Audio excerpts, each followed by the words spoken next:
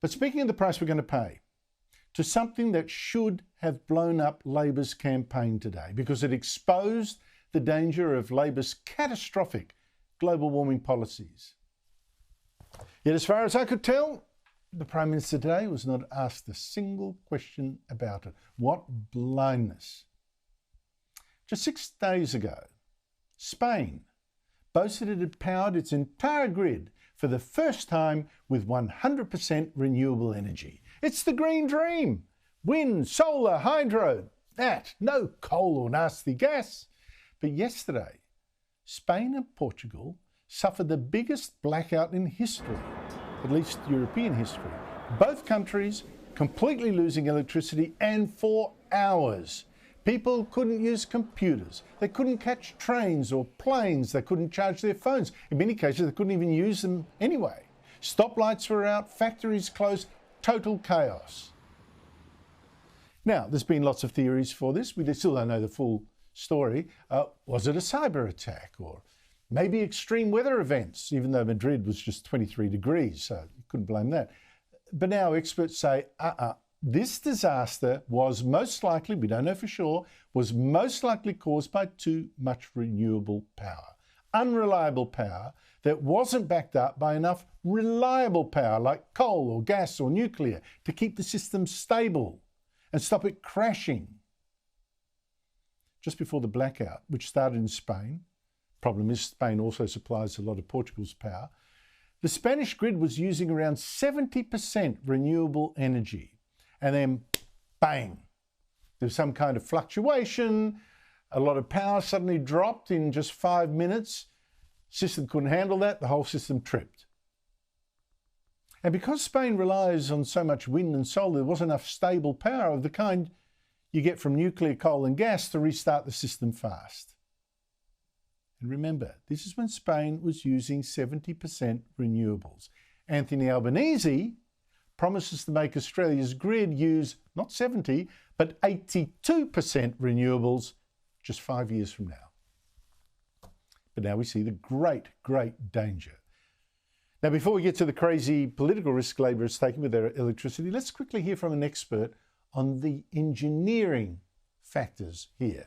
Tony Irwin has commissioned and operated 8 nuclear reactors in Britain. He was also the first reactor manager for Australia's only nuclear plant at Lucas Heights. Tony Irwin, thank you so much for joining me.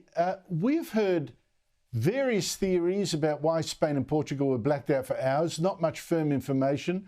There's a cyber attack. I'm not sure that's likely. One theory, a mysterious disappearance of the Spanish Prime Minister of lots of electricity in just 5 seconds that tripped the system. Others have said, oh, look, there are temperature rises, even though Madrid was just a nice 23 degrees. And I think one of the power suppliers said extreme oscillation. Look, who knows? What do you think happened in layman's terms? Well, we're looking at Portugal. Just before the incident, Portugal had 44% solar, 22% wind, and 40% import from Spain. So they're highly dependent on Spain for the stability of their system. So when they had the big problem in Spain, they lost that import. So you can see the effect that would have had on Portugal, a really massive drop in frequency and blackouts in Portugal. As far as Spain's concerned, before the incident, looking back at the figures, they've got 60% solar, 10% wind, so 70% variables in the system, 10% nuclear and less than 1% coal. What the Spanish authorities are saying is that they lost 15 gigawatts of power in 5 seconds. So quite what they lost is not certain yet. Now, I've heard figures of up to 78% at one stage of their electricity coming from wind and solar. There's a problem then with that, isn't there? Because wind and solar don't have inertia, like, inertia is like when you drive a car and you take your foot off the accelerator, the car still goes. it doesn't stop suddenly. When you've got gas and coal and nuclear, you have got turbines that will keep running even if there's an interruption at a fairly steady speed. The system can cope. Wind and solar are not like that. Would that have been a problem, that you could have lost all that energy because suddenly, I don't know, wind and solar stations start tripping, there's no inertia in the system, close, bang, the whole system goes? Yeah, certainly with over 70% of variables in the system, you know, they're vulnerable to a major disturbance, which then cascades through the system.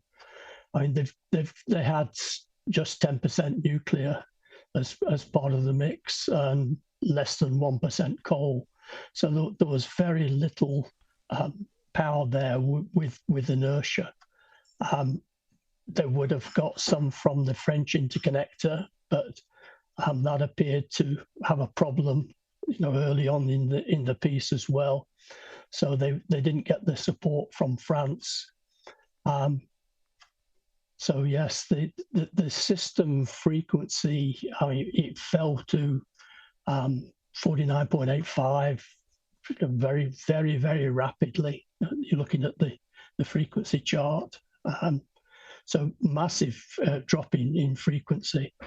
So what are the lessons here for Australia then, when you've got the Labor Party promising to turn Australia 83% renewables in a short order, just a few years from now? Does that make us even more vulnerable than Spain to blackouts? Well, AEMO are concerned about inertia in the system and the future. I mean, they're talking about trying to get inverters that are grid forming, that'll be able to latch on to the system and form their own frequency. But that's, you know, still a problem. So increasingly we are vulnerable because of increased amounts of wind and solar in the system. All right, we don't hear much talk from the government on that, so I suspect this could become a more urgent matter of debate after what we've just seen happen in Spain and Portugal. Tony Irwin, thank you so much indeed for your time. Thank you, Andrew. I should just correct a misspeak there. Like I said earlier, it's 82%. Labor's target is 82% by 2030, renewable energy, not 83.